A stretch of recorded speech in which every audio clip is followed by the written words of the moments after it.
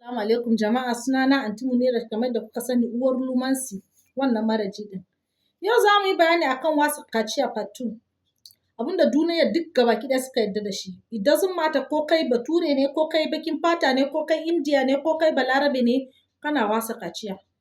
So yau za mu yi bayani akan yadda ya kamata ki ba mijinki bura saboda ya wasa kaciya da kyau da kyau, saboda in ba kya ba shi bura dole ne za a ta samun matsala a cikin gidan auren nan. Na yarda akan cewa wasa kaciya ba shine abin da yake da muhimmanci number one ba a tattare da zamantakewa tsakanin mata da miji, amma ni da kuma san da cewa yana da muhimmanci sosai saboda maza da yawa suna complain akan mata da irin yadda kuke wulakanta su, sannan kuma aka zo aka kama maganan kishiya wasu ku har su nemi kashe mazan din saboda bakin kishi.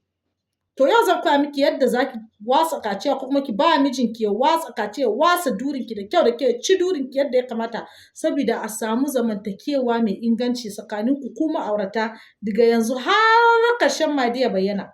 Bana fata in zama kishiyarki saboda ni Allah ya min miji.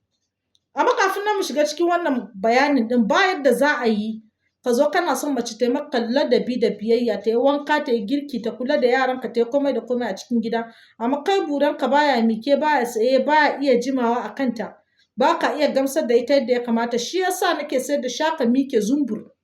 Zumbur magani ne wanda zai sa ka daɗe akan matanka, magani ne wanda zai sa ka ƙara ruwa, magani ne wanda zai sa ka kai dukkan matsalolin ku da ya shafi lafiyan ku mazajen ɗin. Zumbur yana magani. In ka sha zumbur baka samu sauki ba, kar ka je neman magani a wani wuri, muna sai da shi akan farashi 5,000, 10, 20. Sannan akwai maganin kare girman azzakari. In dai ba a haife ka da karamin azzakari ba, kana so ya kare girma ne koko ya samu matsala ne akan hanya, ka gwada shan maganin mu, zaka kalle yana fitowa firit firit firit, kafin ka hankara buranka sai matanka ta fara guduwa. Shi yasa products ɗina suke da tsada amma kuma suna da kyau, ba a samu kuma kamar su. In ba ku a Najeriya za a iya tura muku ta UPS duk inda kuke a kowane ƙasa da kuke a duniya. Mu dai inda ba ma zuwa yanzu dai a Iraq da wayannan kasashen Larabawan da ake faɗa da su Israel da sauransu shine ba ma tura kaya a yanzu. To mu shiga cikin bayanin wasa kaciya yadda ya kamata ki wa mijinki ki gamsar da ki. Kin ga na farko kin iya shan bura? Namiji yana son macen da ta iya shan bura.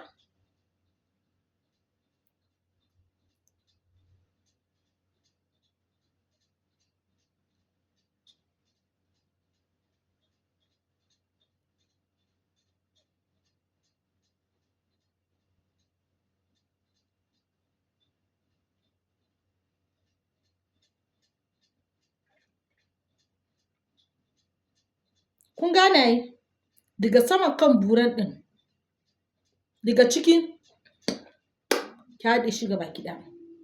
Za ki sha buran nan ne kaman yadda kike shan sweet, ko kamar yadda idon ki ya ga kuɗi ya shiga cikin account ɗinki, kuɗi mara adadi.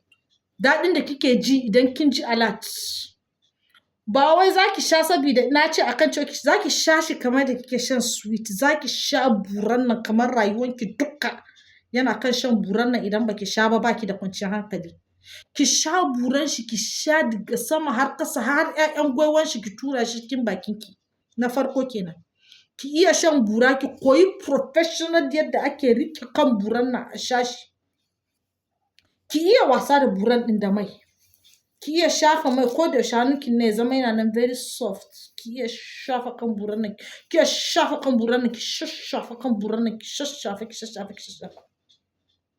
Sannan ba ko da yaushe bane shine zai rika hawan kanki yana cinki, a'a. Sannan ba ko yaushe bane ke zaki rika hawan kanshi kina cin shi, a'a. Wata rana dole ne zaki hau kan cushion, ki ware kafafuwan ɗin a saman kan cushion, shi ya tsaya a kanki, kina kwance a ƙasa. Kafafuwanki suna kan cushion, ki ware mishi shi ya tsaya daga sama yana bouncing akan durinki. Yana bouncing, yana wasa kaciya akan durinki. Sannan ki tabbata kin iya ihu. Ba namijin da zai so yana cin mace. Yana cin mace yadda ya kamata, sannan kuma ita ba ta ihu.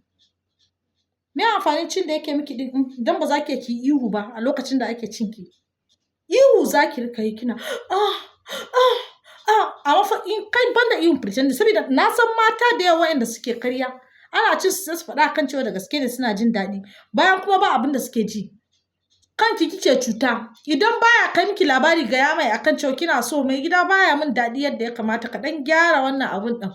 ka ɗan kara yi yadda zan ji ka zan har can ciki. Kun gane abin da nake nufi ai saboda ba amfani ana cinki ba kya jin daɗi baki gamsu ba sannan kina pretending akan cewa kin gamsu kanki kike cuta.